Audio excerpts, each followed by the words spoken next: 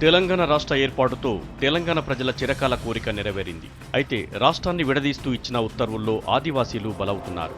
Polavaram project నిర్మాణం కోసం వీరి బ్రతుకులను బలిపెడుతున్నారు. అడవి తల్లి బిడ్డలను తల్లి ఒడి నుంచి దూరం చేస్తున్నారు. పోలవరం ముంపు ప్రాంతంలో 136 గ్రామాలను ఆంధ్రప్రదేశ్లో కలపాలని ప్రభుత్వం డిసైడ్ చేసింది.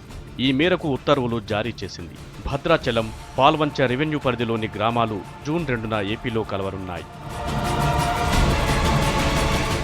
భద్రాచలం డివిజన్లోని వీఆర్పురం మండలంలోని 35 గ్రామాలు, చింతూరు మండలంలోని 14 గ్రామాలు, కూనవరం మండలంలో 39 గ్రామాలు, భద్రాచలం మండలంలో 10 గ్రామాలు, పాల్వంచ రెవెన్యూ డివిజన్లో బూర్గం పహాడ్ మండలంలో 7 గ్రామాలు, వేలేరుపాడు మండలంలో 15 గ్రామాలు, కుక్కునూరు మండలంలో 16 గ్రామాలు ఆంధ్రాలో కలవనున్నాయి.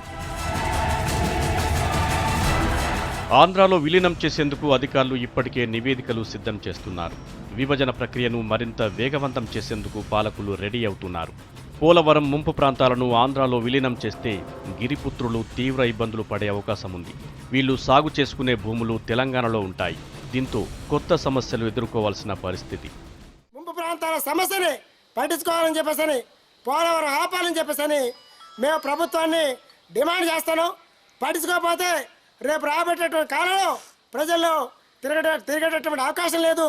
తెలంగాణలో పుట్టి తెలంగాణలో పెరిగేసి ఇన్ని సంవత్సరాల దాకా మేము పోరాడి ఇప్పుడు దాకా ఉండేవాళ్ళం ఆంధ్రలో కలిపితే మా బతుకులు ఏమైపోతాయి అనేది మా ఆందోళన ఒకటి.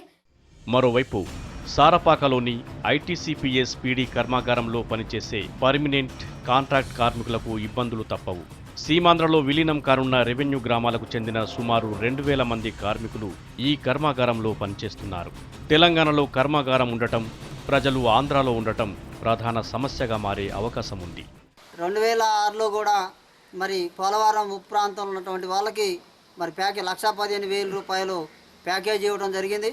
అట్లనే మరి పోలవరం కట్ట కింద ఉన్నటువంటి మరి సీమాంధ్రులకి మరి 7 లక్షలు మరి ప్యాకేజీ ఇవ్వడం జరిగింది. ఇల్లు వాకిలి అన్ని వదిలిపెట్టుకొని పెట్టుకున్న పొయ్యితో సహా అన్ని వదిలిపెట్టేసి ఇతర గ్రామాలకు పోయి బతకాల్సిన అవసరం ఉంది. ప్రజాకాంక్షకు వ్యతిరేకంగా పోలవరం ప్రాజెక్టు ప్రారంభించి తమను తీవ్ర ఇబ్బందుల పాలు చేస్తున్నారంటూ సర్కార్పై ఆగ్రహం వ్యక్తం చేస్తున్నారు ఆదివాసీలు. పోలవరం నిర్మాణం జరిపితే విధ్వంసాలు జరుగుతాయని హెచ్చరిస్తున్నారు.